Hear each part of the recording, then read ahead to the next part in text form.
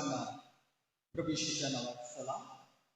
परत एकदा परमेश्वर देवाने आम्हाला दिवसभर सांभाळलं आणि ही वेळ आपल्या जीवनामध्ये देवबापाने दिलेली आहे, त्याबद्दल आपण देवाचा आभार मानू।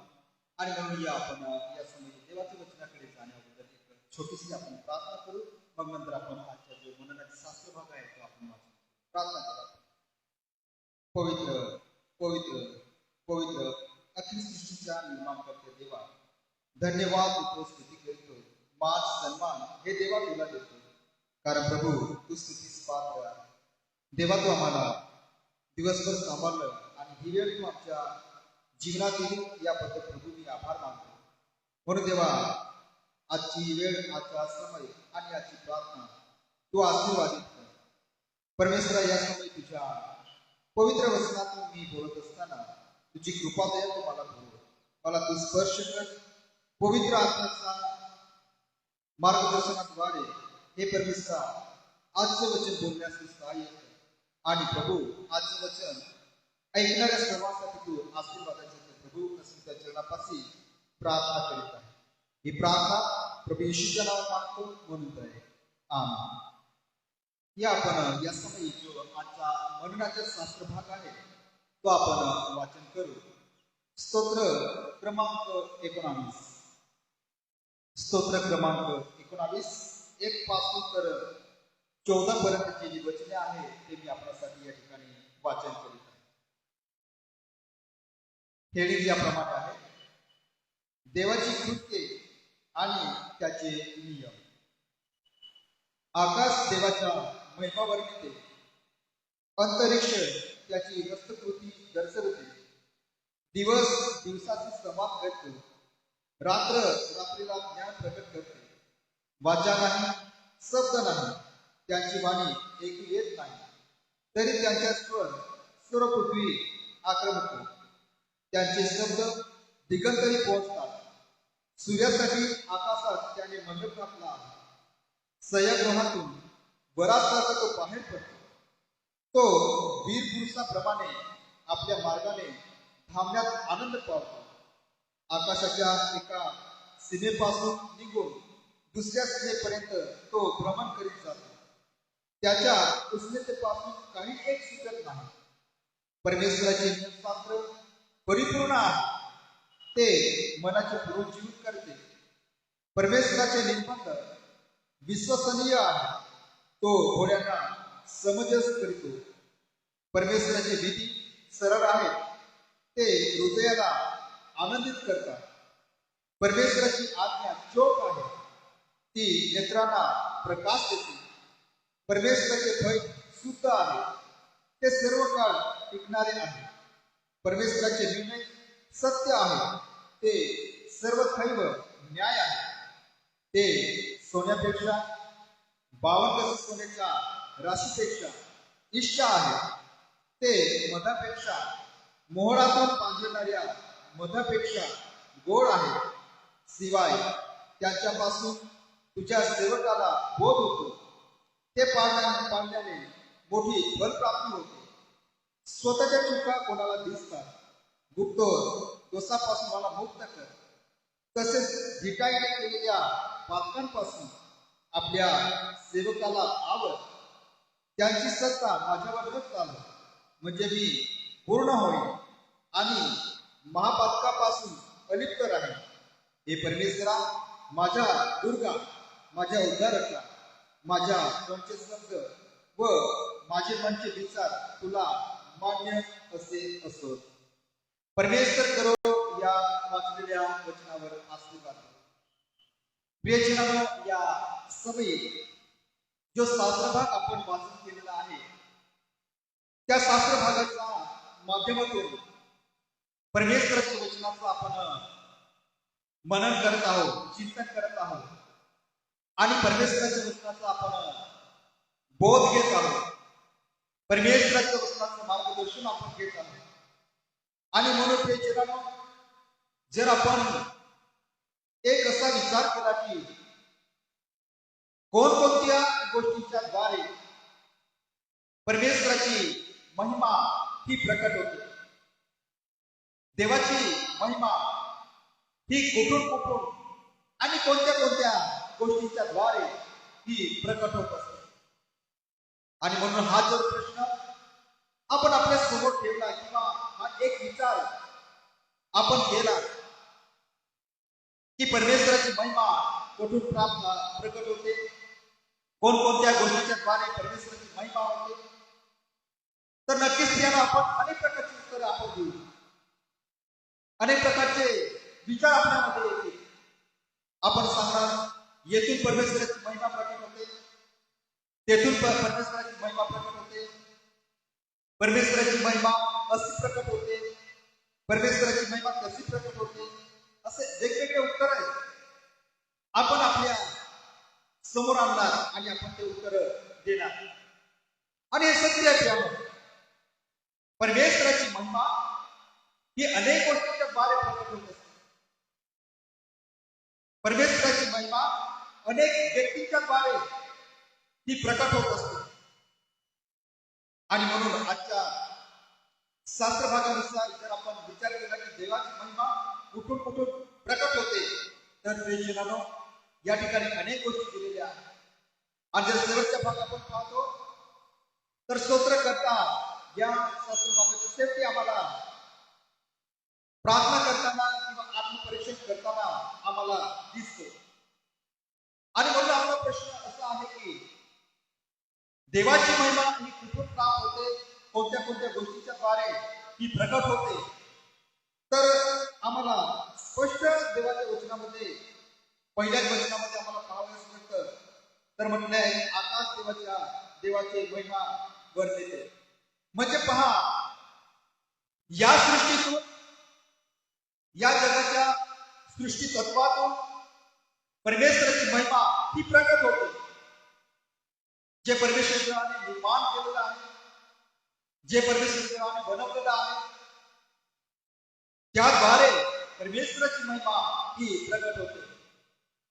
सूर्य, चंद्र, तारे, आकाश, पृथ्वी, पशु पक्षी, फुलं, झाड, या ज्या सर्व गोष्टी आहेत याद्वारे परमेश्वराची महिमा ही प्रकट होते.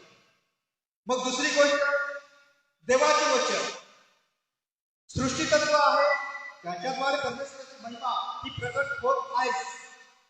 परंतु सोबत परमेश्वराचे वचन, परमेश्वराच्या वचनाच्या माध्यमातून परमेश्वराचं गौरव किंवा परमेश्वराची महिमा ही प्रकट होते.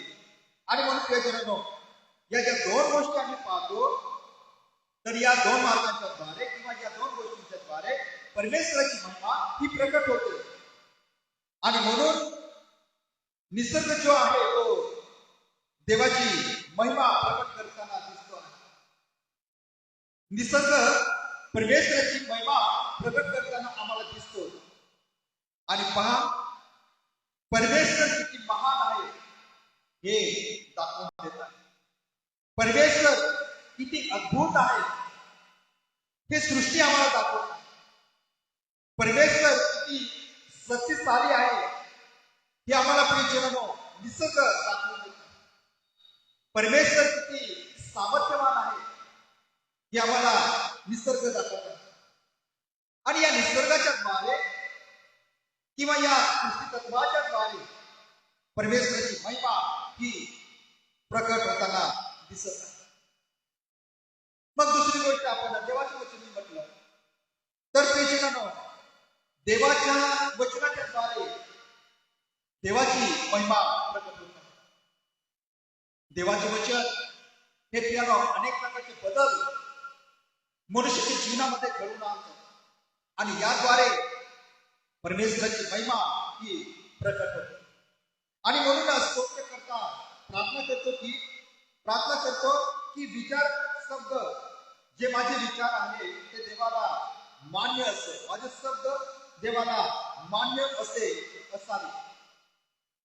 आणि म्हणून आपण ज्यावेळेस या वचनाकडे किंवा या शास्त्र भागाच्या पुढे आपण पाहतो, तेव्हा पहा 1 ते 6 वचनामध्ये जर आपण पाहिलं तर 1 ते 6 वचनामध्ये आम्हाला हीच गोष्ट प्राप्त होते की सृष्टीतून देवाचे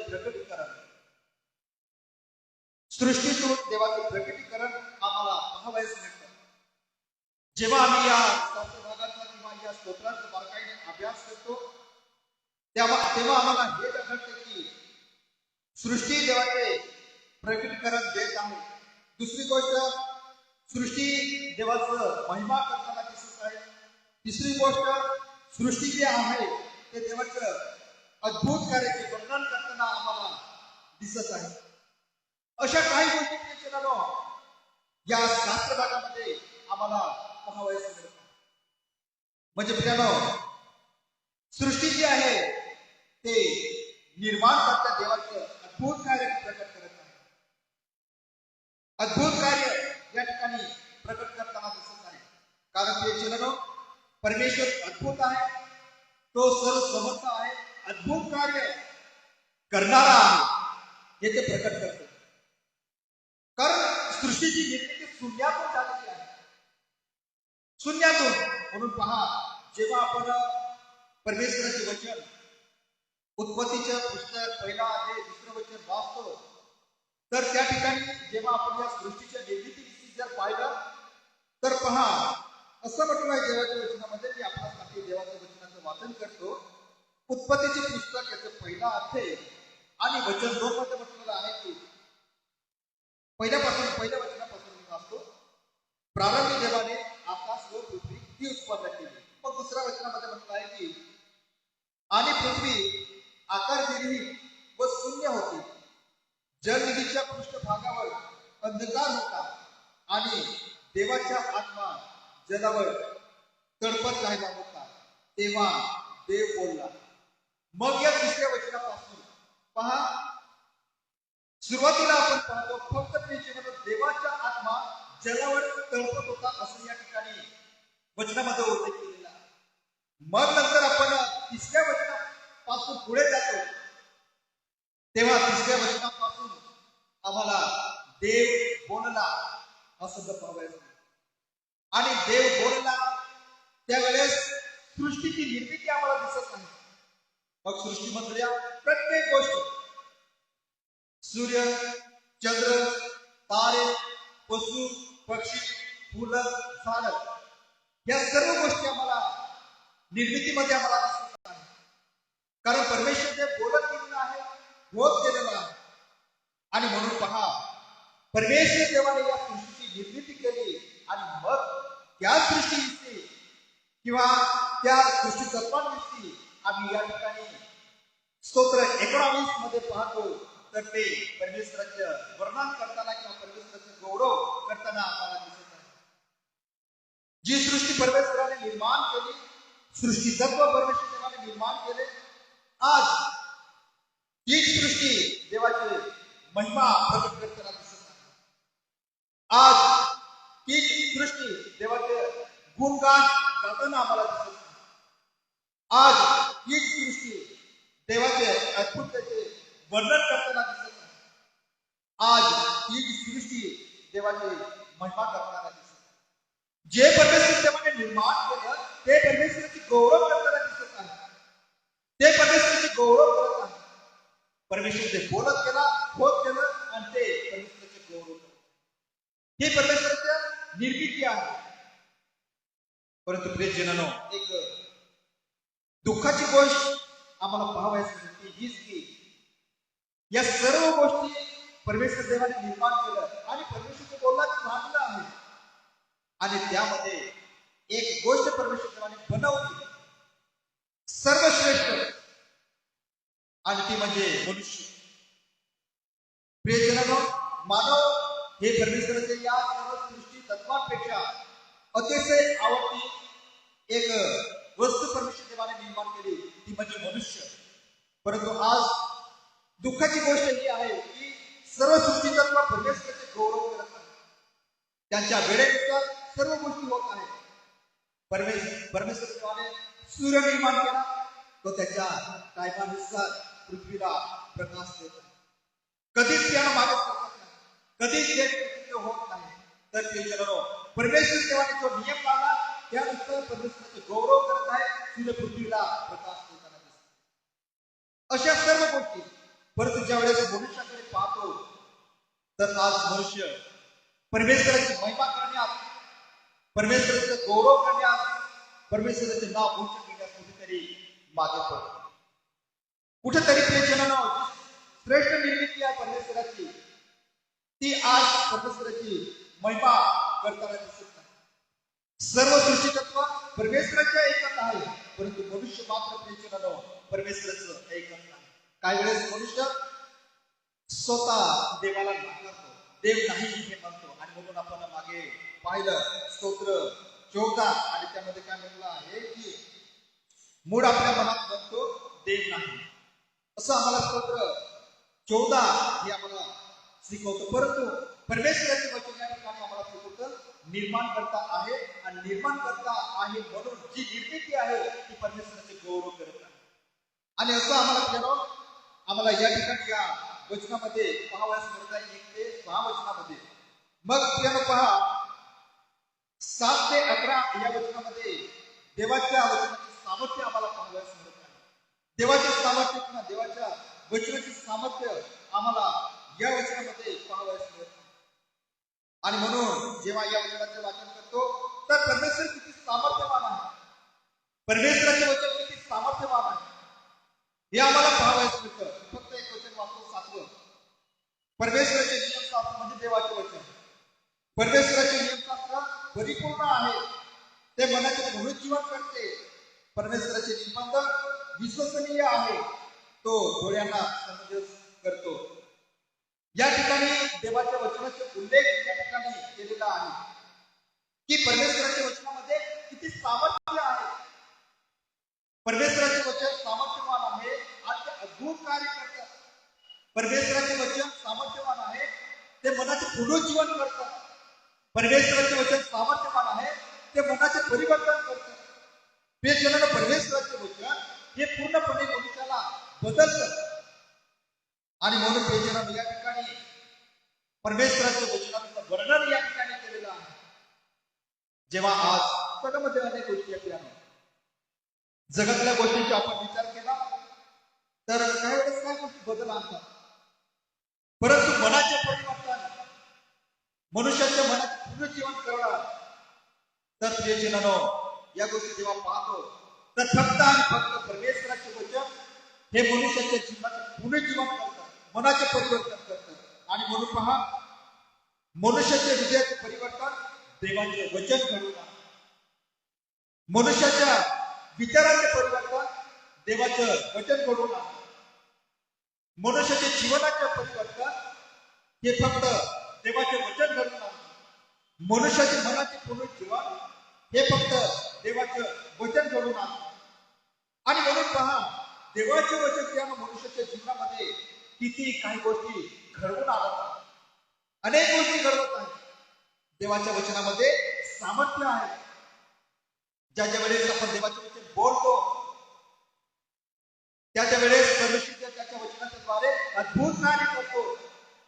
म्हणून यशच्या पुस्तकामध्ये आपण पाहतो, यश केलेला त्यावेळेस परमेश्वराचे वचन प्राप्त झालं. परमेश्वराने त्यांना सांगितलं की तू या हस्तीला आज्ञा कर, त्या उठतील. आणि त्याप्रमाणे यश हा बोलला आणि त्या हस्ती उठलेल्या आहेत. प्रियाला पहा, परमेश्वराच्या वचनामध्ये सामर्थ्य आहे. परमेश्वराचे वचन हे मेलेल्या व्यक्तीला जिवंत करते.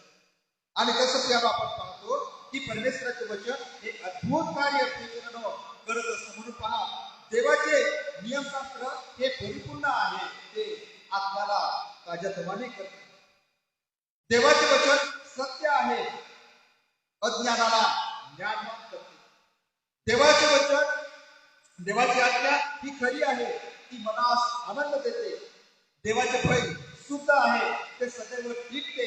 देवाचे नियम सोन्यापेक्षा मौल्यवान आणि मधापेक्षा गोड आहे.